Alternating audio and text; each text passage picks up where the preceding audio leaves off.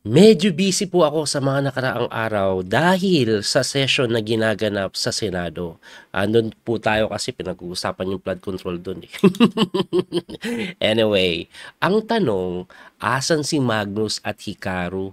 Bakit hindi sila naglaro sa ginaganap na FIDE Grand Swiss? Well, si Hikaru po, nagpa-farming sa mga torneo na kung saan mabababa ang makakasali para mag-qualified sa candidates. Eto naman si Magnus, aba eto, may bagong pauso kasi ang takes na kung saan company yun ni Magnus. Dito po sa chess.com, yung Title Tuesday, inimprove nila. Inimprove o binago lang? Hindi ko sure kung anong masasabi ng ibang player. Iba-iba kasi reaction, may positive, may negative. Kasi ang chess.com ngayon, ang Title Tuesday nila, hindi na po tulad ng dati.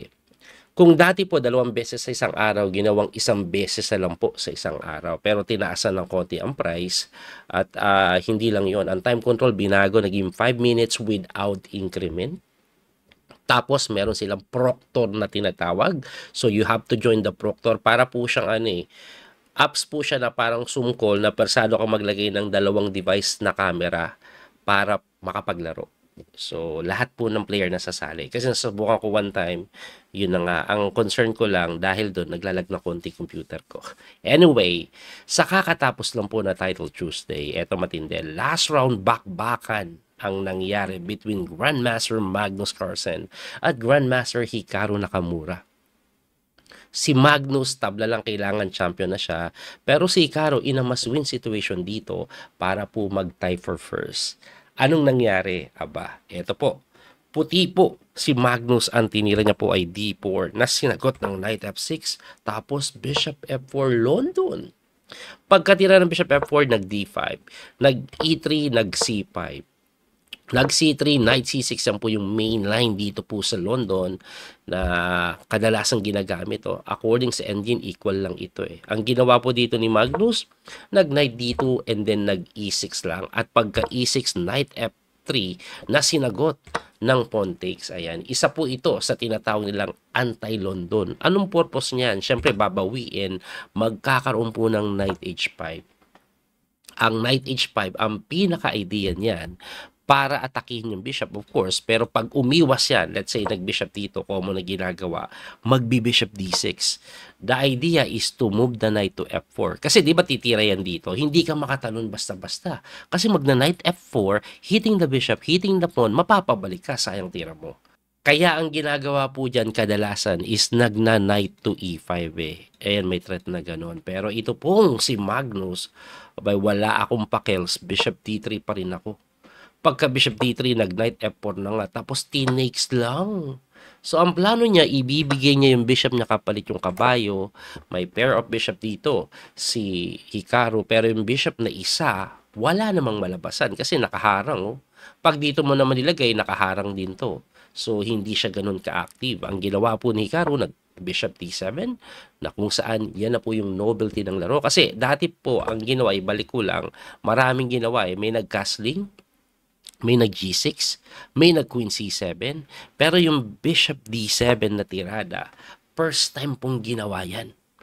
At kung titingnan nyo yung oras, Magnus Carlsen, 16 seconds pa lang ang nababawas. This is move 12. Si Hikaru, aba malaki-laki na po, 38 seconds na, kung tama yung aking math.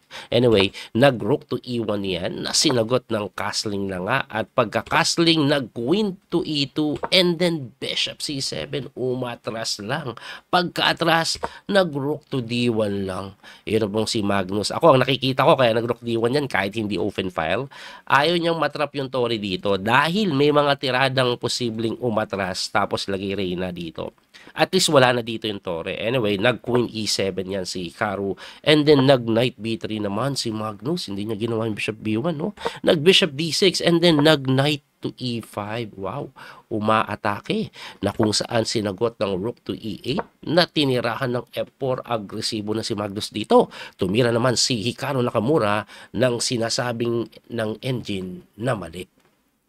Kasi, ang tama tira daw dito is mag G6 ka. For some reason, you have to prevent the move F4, pero tinirahan niya ng F6. So, pagka F6, edi kinain po yung bishop. binawi po ng Reyna. Bakit siya mali? Nagkaroon ng maliwanag na weakness. Ito pong D6 or E6 pawn ay medyo maaatake. So, ang ginawa po is nag-queen to F3 na sinagot ng queen to C7. Another mistake. Alam ko yung idea ni Caro eh. Ito po kasing queen to F3, may mga chance ang magtutulak po yan ng pawn eh. So, ang gusto niyang gawin pag tinulak, may sakmal sa may H2 pawn. Kaya po, nag-queen to H3 na lang si Magnus na mali. Ang tamang tira pala, sabi po ng engine ito, itulak mo na lang, ibigay mo lang ito kasi pagka king move mo, mamumblema siya sa E6, mamumblema siya sa may D5 pawn na kung saan masisira yung sentro at lamang daw po ang puti. Yung tirada kasi ni Magnus na to, medyo okay pa rin naman kaso medyo equal kasi may tiradang F5 na-stop na po yung idea ng white. Yun nga lang, of course, weak pa rin ito. Pagkatira po ng F5, tumira si Magnus ng G3 lang. Tamang depensa lang po dito sa pawn. Ayan, libre kasi yan pero hindi kinakapture kasi may takes nga doon. Ang ginawa naman po ni Hikaru, nag-rook to F6. Tatargetin po ata yung Reyna na sinagot ni Magnus ng rook to E2 lang. I think the initial plan or ang pinaka-obvious na plano dito is atakihin po yung weakness sa E6 na sinagot po ng A6 lang. Medyo ang weird, no? Nagkunat sa Gedli. I'm not sure. Baka gusto niyang ipin. Siguro. Para tanggalin yung knight. Tapos gaganito. Ito pong knight kasi na to, may magandang tema dyan later on kung makakapunta siya dito. Ang mga ikot na pwedeng gawin ganun, no? Ayan, no? Kaya siguro, ayaw niyong mapin. Anyway, ang ginawa po is nag-rook to E1 na nga na sinagot ng queen to D7. Dagdag depensa sa pawn na nag-knight lang po sa may dito iikot. Siya din. Pwede din po kasi siya dito, dito, or dito na sinagot ng knight D8 na ayan na po yung ikot na gagawin. Nag-knight to F3, knight F7. Yun yung sinasabi ko eh. Pagka knight F7, nag-king move lang si Magnus, nag-bishop F8, ayun, mali na naman. Ginawa po yung bishop F8 for the reason na gustong kunin to. Kaso, si Magnus, chess player din. Kasi malakas lang yan pag nakarating siya dito.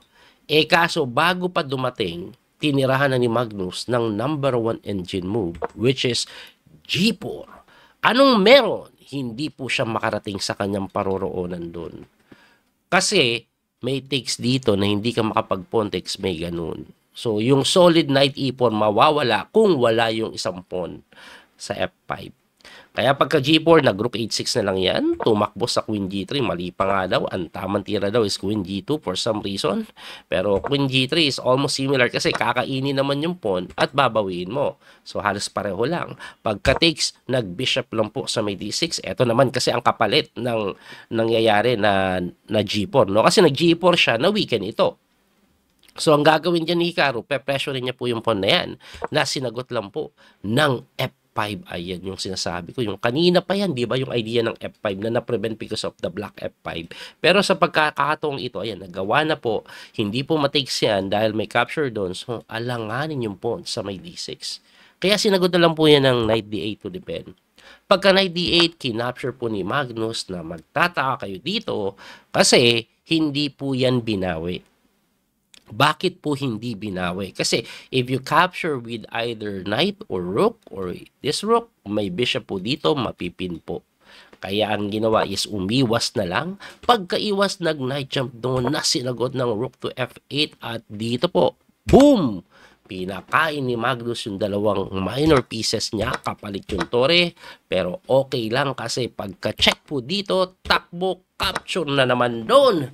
2 pieces for a rook, no? Dalawa pong kabayo, kapalit tore, pero may kasamang 3 pawn.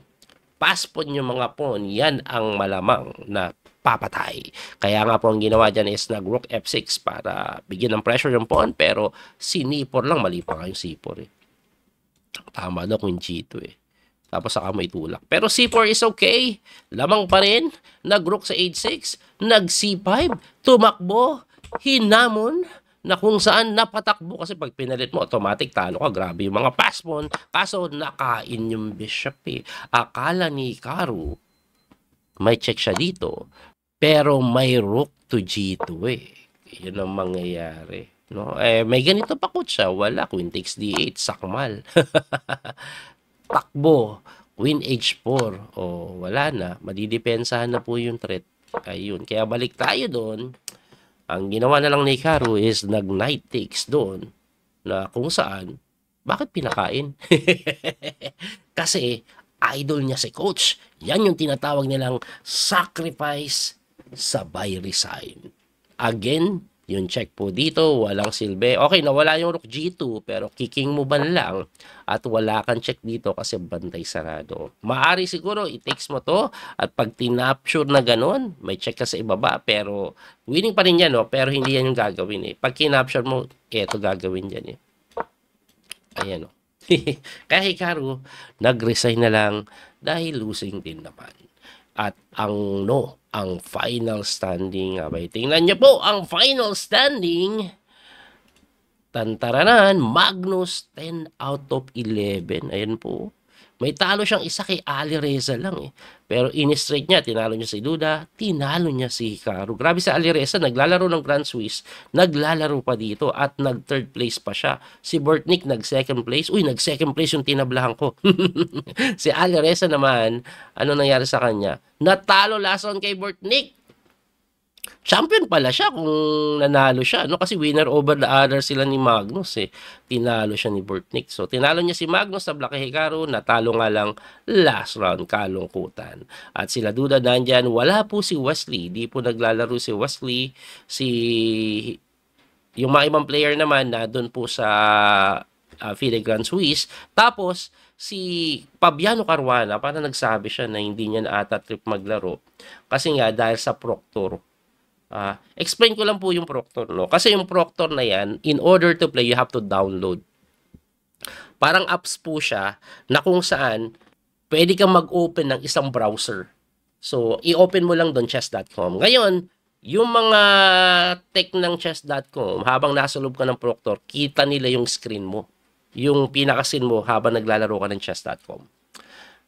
Okay? Not just that, yung Proctor na yun, automatic mag-o-open yung camera, yung front cam ng computer mo or ng laptop mo na kung saan kitang-kita nila. At hindi pa natatapos nun. Yung Proctor, magsesend sa'yo ng link kasi pwede ka nilang i-chat eh. Nangyari kasi sa akin, chinat ako, hey, arrange your camera. Kasi yung link na isesend nila, i-scanin mo yun using your cellphone. Pag in-scan mo yung user the cellphone, biglang mag-o-open yung apps, yung camera ng cellphone mo na kung saan nakikita nila yun. Pag in-scan mo doon. Tapos, ang rules sila, sa second camera, dapat nakatutok yon sa screen. Para kitang-kita nila yung buong screen mo, baka kasi gumagamit ka ng engine. So, basically, yun ang pinaka-gamit ng Proctor. Ang naging problema sa side ko, bukod sa mahirap mag-setup, medyo naglalag ng konti pag nag-record ako. Kailangan siguro ayusin ko yung computer ko kasi medyo dami ng laman ito eh.